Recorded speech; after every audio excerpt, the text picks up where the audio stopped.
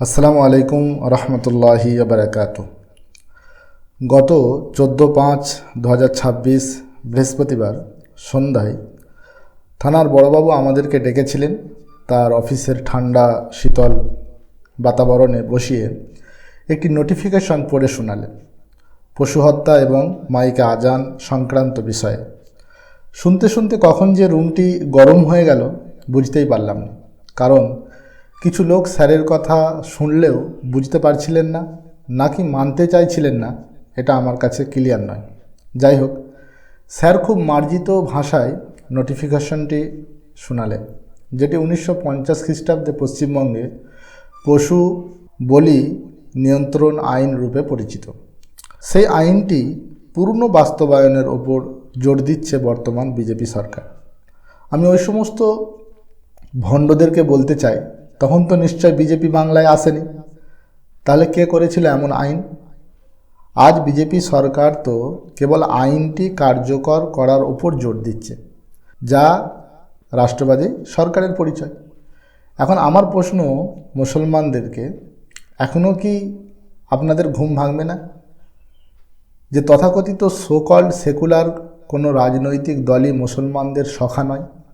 কাজেই কোনো নির্দিষ্ট রাজনৈতিক দলের সস্তা ভোটার হয়ে কেন নিজেদের বিপদ নিজেরাই ডেকে আনবে? আজ যে আইনটির কারণে মুসলমানরা অসন্তোষ প্রকাশ করছে, সেটি কংগ্রেস এবং তার জোট সঙ্গীরা মুসলমানদের ভোটকে পকেটে রাখার জন্য জুজু দেখাতে তৈরি করে রেখেছিল। এই দেখ, আমরা না থাকলে ওরা আসবে, তখন এই আইনটি কার্যকর করবে। অতএব যাদেরকে এতদিন মুসলমানরা ভোট এবং নোট দুই দিয়েছে, তারাই পিছন থেকে ছুরি মেরেছে। আসুন আমরা মূল কথায় ফিরে যাই। আমাদেরকে থানার বড়বাবু গোহত্যা সংক্রান্ত আইনটি নিয়ে কি বলেছে জেনে নিই। নম্বর 1, প্রকাশ্যে কোনো স্থানে পশু জবাই বা বলি নিষিদ্ধ। নম্বর 2, গরু, ষাঁড়, মহিষ, বাছুর ইত্যাদি জবাইয়ের আগে ফিট ফর স্লটার সার্টিফিকেট বাধ্যতামূলক। নম্বর 3, শুধু অনুমোদিত স্লটার হাউস অর্থাৎ কসাইখানায় জবাই করতে হবে। অন্য কোনো জায়গায় জবাই করলে তা অপরাধ হিসেবে ধরা হবে। এবং কুরবানির উৎসব উপলক্ষে এলাকায় নির্দিষ্ট একটি জায়গা ঠিক করে পৌরসভা হলে পৌরসভার চেয়ারম্যান এবং পঞ্চায়েত হলে সমিতির সভাপতি থেকে অনুমতি নিতে হবে। নম্বর 4, পশুর বয়স 14 বছর প্লাস হতে হবে এবং অসুস্থতা বা অক্ষমতার ভিত্তিতে ডাক্তার দ্বারা সার্টিফিকেট নিতে হবে। এই বিষয়টি একটু ক্লিয়ার করে দিই। এক হচ্ছে 14 বছর প্লাস হতে হবে, ডাক্তার দ্বারা সার্টিফিকেট থাকতেই হবে। এবং 2 হচ্ছে, যদি এমন হয় যে পশুটি প্রজননে অক্ষম বা অসুস্থ বা কাজের জন্য অযোগ্য হয়ে গিয়েছে কিন্তু 14 বছর হয়নি, তখন 14 বছর সম্পূর্ণ না হলেও উক্ত বিশেষ কারণের জন্য ডাক্তার যদি সার্টিফিকেট করে দেয়, তাহলে সেটি 14 বছরের কম হলেও বলি বা জবাই করতে পারবেন। তবে সরকারি ডাক্তারের সার্টিফিকেট থাকতেই হবে।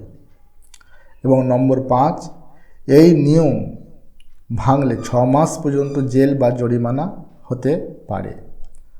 অতএব কুরবানির উদ্দেশ্যে যারা গাই, গরু, ষাঁড় বা মহিষ কিনবেন, অবশ্যই সরকারি নোটিফিকেশনটি মেনে কিনা এবং বেচা দুই করবেন। আমার পক্ষ থেকে একটি সস্তা পরামর্শ হচ্ছে, গরু বা মহিষ না করে ছাগল বা ভেড়া বা দুম্বা কুরবানি করুন। এতে কোনো নিষেধাজ্ঞা বা নির্দেশিকা নেই। তাই সমাজে যে গরু কুরবানি করার ক্ষেত্রে যে লৌকিকতা এবং প্রতিযোগিতা তৈরি হয়েছে মুসলমানদের মধ্যে, তা থেকে বের করে আসতে সমাজকে সাহায্য করুন। বিশেষ করে ধনীদেরকে বলছি, জীবনযাপনকে সহজ করুন। রাজনৈতিক সস্তা টার্গেট হওয়া থেকে বাঁচতে শিখুন। এরপর থানার বড়বাবু যে বিষয়টি উল্লেখ করলেন, সেই বিষয়টি হচ্ছে আজান। আজানের শব্দ প্রেয়ার রুমের বাইরে যেন না যায়, অর্থাৎ মসজিদের বাহিরে যেন না যায়। অর্থাৎ মসজিদের ছাদে বা মিনারে বাঁধা মাইক ব্যবহার করতে নিষেধ করেছেন। এখানে একটি প্রশ্ন তৈরি হয়েছে যে এই বিষয়ে আমাদেরকে কোনো আইনি নোটিফিকেশন দেখানো হয়নি বা দেওয়াও হয়নি। তাহলে কি এটি স্যারের ব্যক্তিগত নির্দেশ নাকি সরকারের পক্ষ থেকে, তা আমার কাছে অস্পষ্ট। কিন্তু তারপরও এই নির্দেশকে সম্মান জানিয়ে পশ্চিমবঙ্গের হাওড়া ডোমজুর থানার সমস্ত মুসলমানদেরকে বলবো, আপনারা নির্দেশিকা মেনে কুরবানি করুন এবং আজানের দিকটি খেয়াল রাখুন। ভালো থাকবেন। পারলে আমার চ্যানেলটি সাবস্ক্রাইব করুন, এটি সম্পূর্ণ বিনামূল্যে। আসসালামু আলাইকুম।